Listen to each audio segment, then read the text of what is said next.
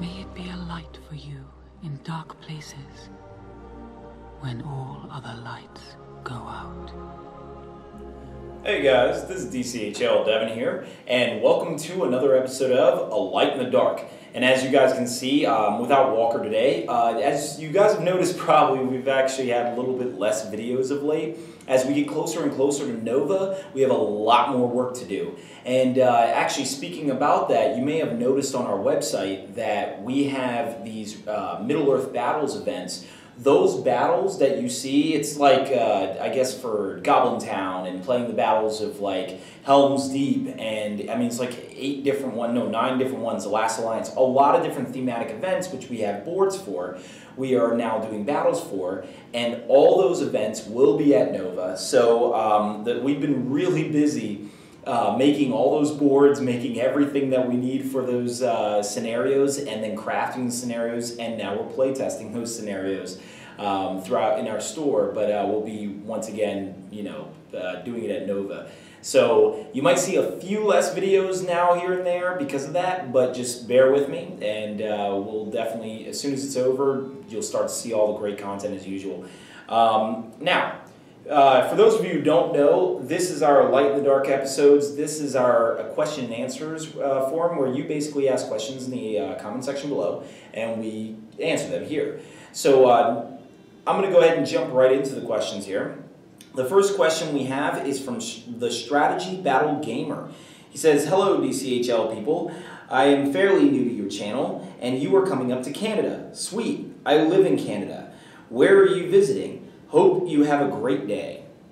Alright, well, this is actually from our previous Light in the Dark video where I talked about the fact that I'm going to be going to Canada and Britain.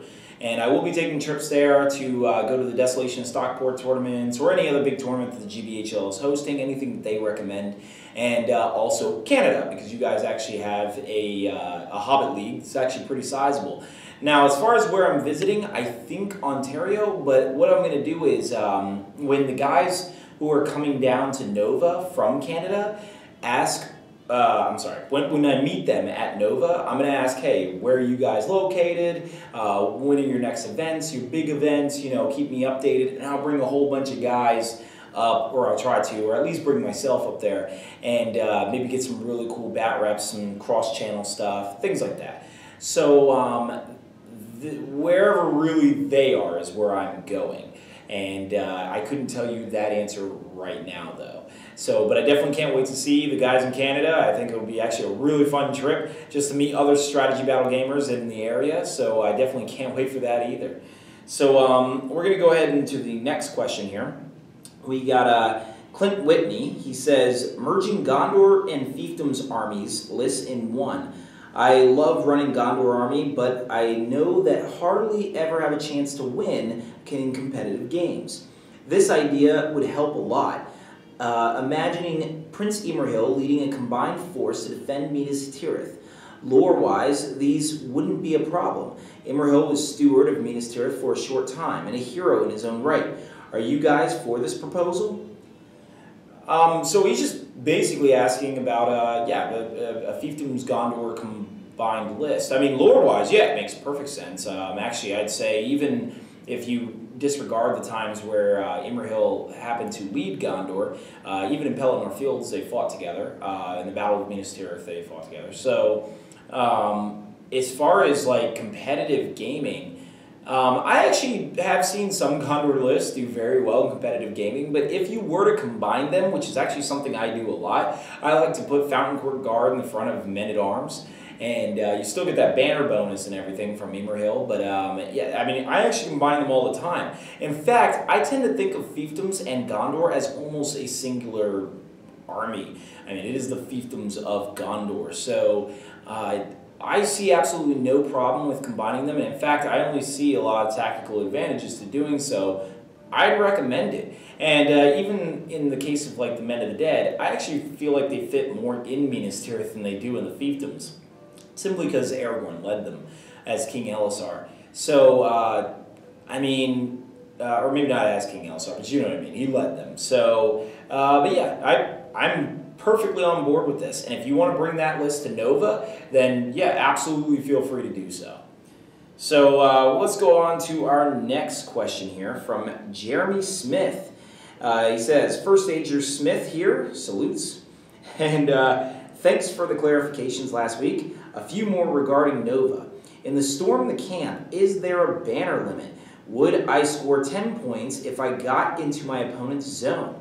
Can an independent hero be named as your general? For instance, Tom Bombadil. And he asked Walker, did you say you speak Japanese? And then he says something in Japanese. I probably am not even going to try to pronounce it. And he says, no celebrity status just yet. That'll have to wait until I make a clean sweep at Nova. First Ager Smith signing off. All right, so I guess to go over his first question. Nova, the doubles, there is a final scenario where it's Storm the Camp. Now keep in mind, these scenarios are slightly modified to format to the style of play we need it to, and to go as quick as we need it to. It's a little bit later in the day, so we need the match to end more quickly. Now, what he's referring to is the banner. In the scenario, you get 5 points just for having a banner in your opponent's deployment zone. This is not stack, so you only get 5 points. And secondly, he talks about a hero being named as a general. This is actually something we didn't think about. Tom Bombadil being named a general. I would like to say no, but technically there's nothing against doing this.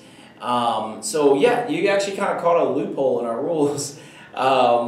We may discuss this at Nova, but I mean, as of right now, you know, you're building your list, so I don't know. I guess for right now, I don't know. Maybe we'll send an email to everyone who has signed up for Nova and say, hey, here's some FAQs, and I'll put it out there, stuff like that, so that way you guys don't make a list. So if we decide to ban Tom Bombadil as a general, then we will let you know way ahead of time for Nova, so that way he's not like the only thing you brought, and you can't switch him out. So, but as of right now, yes, Tom Bombadil can be your general. And as far as the Japanese, I will go ahead and ask Walker that, and I will respond to you in the comments section and let you know if he speaks Japanese. I imagine he does, because he actually lived in Japan for quite a while. So I'm pretty sure he picked up something here and there. So next, we're going to go ahead to One Good Riddance. And he says, hello guys.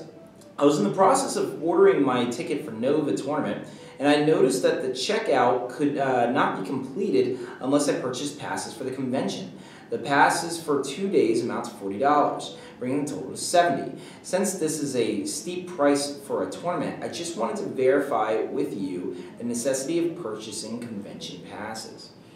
Alright, so yes, this is something we actually couldn't avoid, is the fact that yes, you would have to pay to get into the convention, and then Nova charges for my events. Now, luckily I managed to kind of wiggle it down where Nova's price for my events is far cheaper than everything else. But yeah, it comes up to a total of $70. Now, don't think of it as just a typical tournament though. First off, this is actually cheap for a convention. For a lot of conventions. I mean, yes, there are some conventions where there's no real structure, like Historicon, and you just pay like $25, you get in, and you're done. Nova offers a lot more than that. So at Nova, first off, we don't just have the tournaments, which you can play in if you get into the GT. You can actually play in all the tournaments. A lot of them will be replayed. All right, you can't earn the prizes for the events, but they, like Mortar's Arena, Chaos and Arda, stuff like that, all of them will be replayed over time, and even doubles events get replayed. Also, it gets you into our events, like I just mentioned before, where we have, like, you'll see it on our website, we have a huge list of stuff, but you get into all our events matches where you can play in those. You can play on DCHL boards, you can play on all that. Also, they have a lot of other things as far as like events and prizes and stuff like that. This convention is actually run a lot more organized than what you're used to. Even you guys who are used to going to Adepticon, this is actually a lot more of an organized tournament than even Adepticon. Despite Adepticon being bigger, these guys really, really put on a show. So that is why you're paying more. Honestly, it is worth it. If you can't make it, then let me know. If, like, say that price is too steep, then I don't know, I can't really work anything out with you as far as the price, but if it's like a hotel room or something that is like kind of also bogging you down, then I can try to help with that. We have actually a lot of guys who are going up by themselves and whatnot, might get like hotel rooms for 2 or something like that. I don't know, figure something out, but just let us know, because we would hate to miss anybody at this tournament simply because the $70 price tag was a little much. But just remember, you're getting a lot, and you get all 4 days at Nova for that. You get every single event. There's all kinds of stuff. I know there's like painting competitions and like a lot of vendor shops, of course, flea market, stuff like that. I mean, there's a lot more to it. And not only that, it's not just a tournament. You get every single event at Nova. And for those of you who like War of the Ring, you also get War of the Ring events automatically lumped in if you buy the GT Pass. So completely up to you, but yeah, that is exactly how that works. So let's go ahead to the next person. It's this late Blanche, and sorry, I probably butchered your name. He says, hey guys, thanks for your great vids. He says he'd like to know our opinion on the Dwimmerlaik. He uses him in his Mordor army at the moment, and he is really a pain in the butt for enemies and his friends. He works really well with my Witch King on the Fell Beast, helping him snipe the most annoying heroes of my opponents. I also plan to buy a Taskmaster for my army list. And they should work really well together because the Dwimmerlaik burns my opponent's might, and the Taskmaster is saving some of his own. The points cost don't bother him because we play 1,200 to 2,000 point games. What do you think about this combination? Yeah, I actually like the combination a lot. I mean, so the Dwimmerlaik is a pretty easy fit into a lot of lists. Probably the most nasty combo I've ever heard of with the Dwimmerlaik is actually combining him with Grima Wormtongue, which forces you to get Saruman, but if you're already doing the Witch King, you didn't mind that either. Anyway, what that combo allows you to do is to, every time your opponent burns a point of might, he has to burn 2 might instead because of Grima. And every time he burns one of those 2 might, or both of those might, you have to roll a dice, and on a 4-up, it burns an additional might. And the crazy part about that is you can end up wiping out 4 points of might with 2 4-ups. Now, as you guys know, no hero in the game other than Boromir has 4 points of might to work with. So you basically can't have might. That's a pretty ridiculous combo, honestly, so don't do that unless you want to like lose all your friends. As far as just simply doing it with a Taskmaster, yeah, I mean, I don't see that as a combo more than like just a list, strategy that you have. It's, you're saving might and burning your opponents. I think that's a good thing. I think that's exactly how that was intended to be used, actually. So, and not only that, but now you can channel spells. Obviously not with the Dwimmerlaik, because he has no might. But, yeah, no, I absolutely would go with that. The Dwimmerlaik can be combined with a lot of models pretty easily. So, yep, absolutely would go with it. So next, we're going to go ahead to Clint Whitney once again. So bear with, like I said, guys, I haven't done a video like this for like 2 weeks, so some of you guys may come up twice. He said, hey guys, I was wondering which you prefer, Elrond from Lord of the Rings or Gilgalad. They can be fully decked out. I'm going to Nova and looking forward to meeting you. So which do I prefer? I would end up playing Gilgalad a lot more often. I mean, just for his points cost and what he is capable of doing, it's absolutely insane. The reason you get Elrond is really for that spell of his, which, can't be ignored, Nature's Wrath. Now, I'm going to assume you mean not the Master of Rivendell, but the very first Elrond, not the Lord of the West either, who does the free heroic strikes. So, yeah, I'd have to pick Gilgalad. Gilgalad just pretty much outpaces him as far as points to a stat line comparison. In fact, Gilgalad beats him in most of those areas, and while still at the same time being rather cheap. So yeah, absolutely. And make sure you mount him on a horse. Gilgalad mounted, I know there's no model out there for that, but remember, Nova allows full proxying rules. Yeah, now keep in mind also, it really depends on the list you want to create. If you feel your list is going to be weak against Cav or really needs that Nature's Wrath potential, then, you're going to have to weigh that. Personally, I've even found reasons to have the Master of Rivendell, often considered the weakest form of Elrond. I have found ways to really make him work, actually. And so, in fact, using Stormcallers, what we do is we strengthen will Elrond, and with Stormcallers, and you can keep blasting Wrath of Breenan like all over the place. So there's some ways you can kind of make that combo work. But as for the older one, yeah, I like him. I just prefer Gilgalad. So also remember is that renew spell of his. So if you're playing more of a hero list, then Elrond works probably better in your favor in the sense that not only is he crowd control, but he also can heal your own troops, which is very important in a hero list. So let's go ahead to the next one. This comes from Stephen Gill. It says, "Thank you for your last answers. This is an army building question. At the moment, he uses Maher and his Marauders upgrade in an Isengard list. Usually 6 to 8 with a shield, including 2 bows, and they seem to have done okay. And in a few games, they have been used. But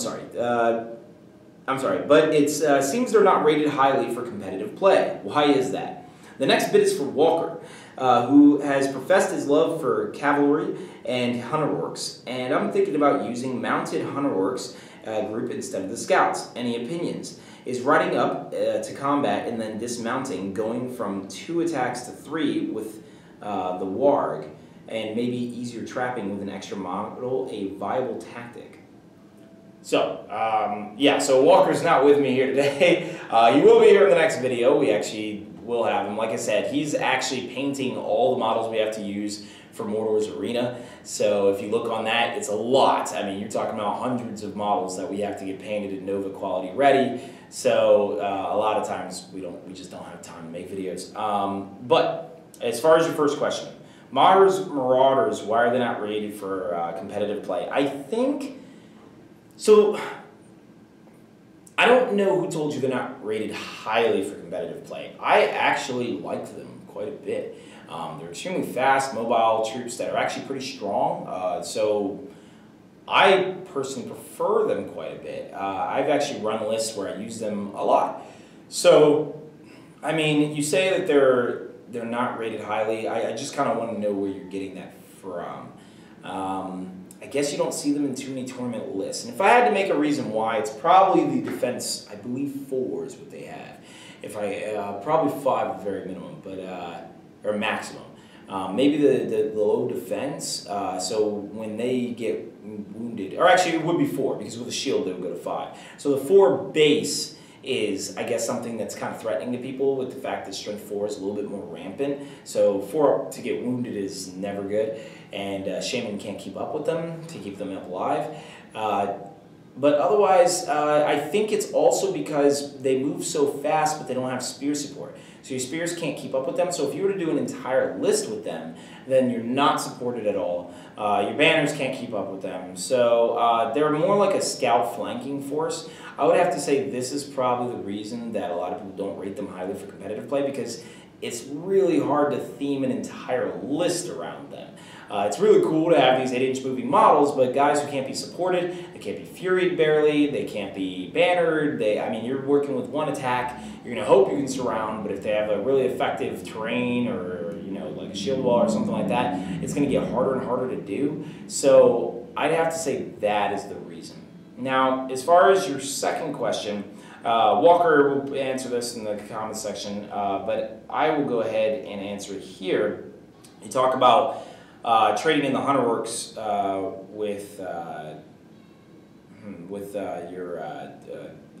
Hunter Orcs with the Marauders. Now, first off, I have to say real fast, you say, is riding up into combat and dismounting, going from 2 attacks to 3 with the warg, and maybe even easier trapping, a viable tactic? Well, first off, when you dismount, you can only move really 6 inches. And then I guess, the mount might be moved after that 6 inches further. Is it a viable tactic? Maybe only if you have a war horn. Okay, so Courage 2 is not something I'd want to play with very much. You definitely need that Warhorn. Now, even then, I still wouldn't say it's much of a guarantee. I've seen a lot of armies run a lot, so you're paying a lot of points. Remember, you're taxing yourself 6 points per Hunter Orc if they run. So, I mean, I wouldn't recommend cheeseballing it and getting Druzhag and Furying the Wargs. I mean, that'd be kind of silly, but at least if you're gonna do it, make sure you have a Warhorn. I think that if you dismount your whole army and only maybe like a fourth of the warg stayed in play, you may have lost more that way. It kind of depends on how you play that, but it's kind of a cool trick. Now, as far as trading them out, you're talking about trading Hunter Orcs on wargs for the Marauders. If you do that, then just remember that you know, you're gonna have like a fraction of your troops, and then with you trying to dismount, I mean, I know you're thinking, oh, in your mind, oh, I'm gonna double, but it doesn't always really work out that way. So yeah, I personally wouldn't say, like, I guess I have to see the full list, but I'll have Walker answer that in the comment section. So we have another question from this Le Blanche. He says, I have another question. What if you shoot with a Windlance on Smaug and you roll a 6 to hit and wound it successfully? Since he is not a battlefield target, he should get 10 wounds from Windlance. But does the special rule of missing scale also apply in this situation, giving another 10 wound? In this case, Smaug will be 1 hit killed. Okay, so no, actually, I think this was actually FAQ'd. It both don't apply at once. I really want to say it was FAQ'd. I will respond to you that as soon as I see your comment, I'll respond to you with the official answer. But the answer should be no. I forgot why the answer is no, but it absolutely should be no. That was a big question. Does Bard's Windlance one-shot Smaug? It was a really big question that went around. I mean, as soon as we saw it, we instantly saw, oh, okay, siege weapon combined with a strength 10 weapon if you make that 6. But I really want to say it was FAQ'd to be where only one result happens. If you watch our battle report, I actually roll a 6 to hit Smaug, and yeah, I think that was, we looked it up, that was the correct way to do it, and he just only gets 10 wounds. So effectively, you do have to whittle Smaug down a lot before you get to fire that Windlance at him. So let me go ahead and make this the last question for this video for now. It's Tyler WC88. He says, whoop them redcoats, remind them why we declared independence in 1776. God bless America.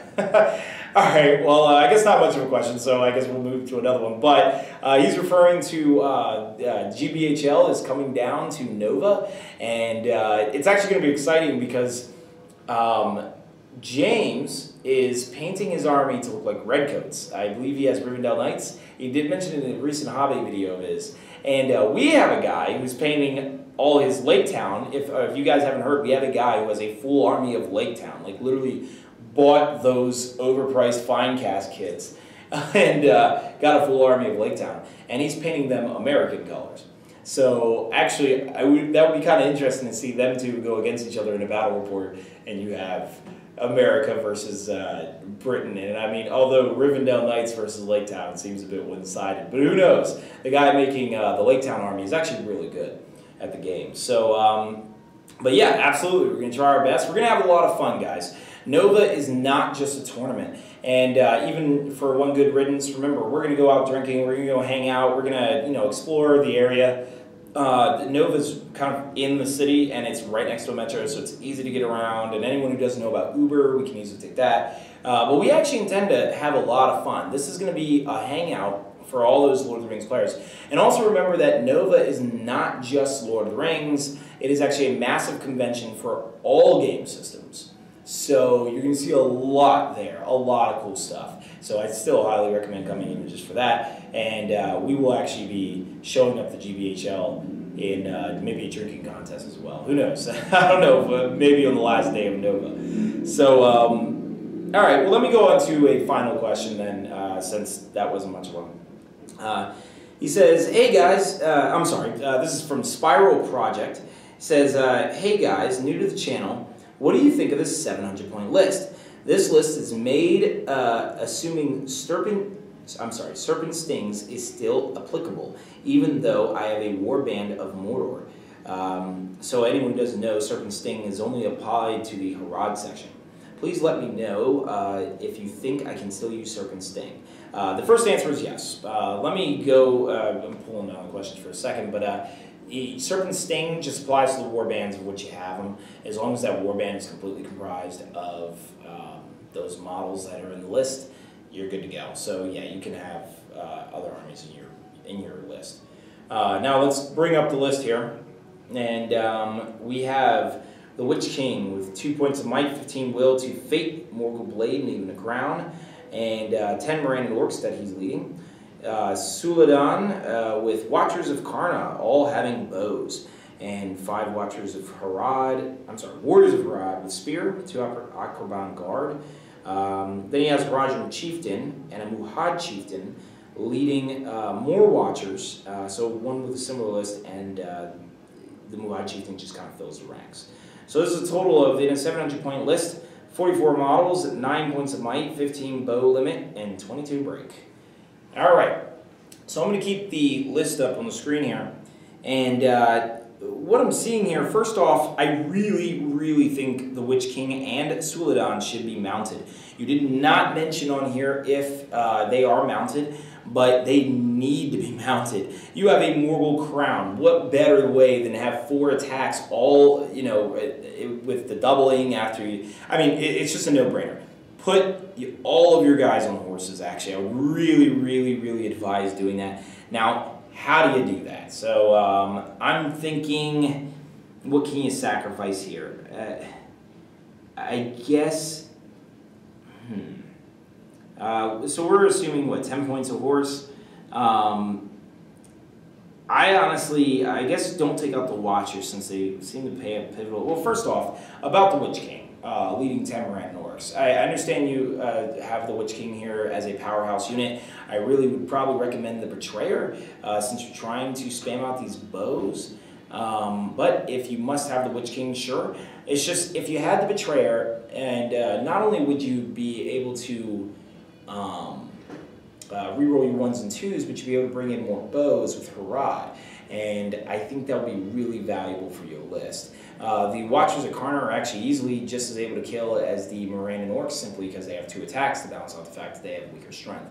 And other than that, yeah, mount your guys. I'd say get rid of the Abrakan guard maybe to get those mounts. What is that? 2, that's 4 times 8 is like 32. That's 3 horses right there. So I would get rid of 4 of your Abrakan guard, which would drop you to 40 models, but I really think you will do 10 times more damage if your Witch King, Suladan, and let's say the Muhad Chieftain were all mounted. I really think that would be a far more effective list. And the other advice I would say is swap out the Witch King for the Betrayer and get a lot more Watchers of Karna and stuff like that for your army. Get a lot more bow shots, maybe at least 5 more, which is like 20 shots. I mean, that's really good. So yeah, other than that, I think you're doing it right. If you have any points left over, I'd say upgrade the Warriors of Harad to the Serpent Guard. But it really doesn't matter because the Watchers of Karna give them Fight 4 anyway. I'd still say, yeah, the Abrakan Guard are kind of out of place in this army. They seem to be just units that are just sort of there for a little bit of a powerhouse, but they're not well combined with anything, so they're sort of off to themselves. You have no banner and no way of making them roll extra dice other than to make your spear supports move off of the original intended ranks and support them. I really doubt that's going to happen the way I think this is going to set up for you. So I think your Abrakan Guard are just out of place and shouldn't be fielded here. So I'd take them out, mount up your guys at the very minimum. That's just personally my advice. Other than that, I think you look good. I'd have to count it up to see if you're missing any points maybe that you can throw around, but I'm going to assume you've already done that. So, all right, let me know if you have any more questions about that list. I think as a last bit on that, you have like, okay, so you're like 15 ranks, or 15 warriors across as far as ranks. I think that's a good amount of ranks. You actually have quite a bit of strength as far as your Morannons. I mean, all right, yeah, no, I think you're fine. I think this will work out. If you really want to stick to that strength 4, and you can still do the Betrayer as well. and still get Morannons if you really want it. I just think that the Betrayer kind of caters to your list. If you have all those bow shots, why not re-roll 1s and 2s? And the Betrayer on a horse is no slouch. I mean, you're talking about Bane of Kings. He's re-rolling all failed rolls to wound. That's not bad. Obviously, once he's dismounted, he won't have the crown, but I still got to give it up to him. So that's all we have for today, guys. Hopefully you guys got something out of this. Definitely post in the questions below if you have any more questions about Nova. We have only a month left to go for that. And if you're actually interested, if you're in the area and you want to play in some of our themed events, let me know. Email me at dchobbyleague@gmail.com. You can look on our website at DC Hobby League to see these type of events. Even if you can't play in the events at our Springfield Games Workshop, still look at them. Those are what is being played at Nova. They are not scheduled. You don't see it on the primer, but they are there, and these are you're gonna have those. So if you guys want to get involved in that, let me know. If you can do some Tolkien-esque style battles rather than your typical tournament or a silly fun match like the events we have. So that's all for today, guys, and join us next time. Thanks for watching.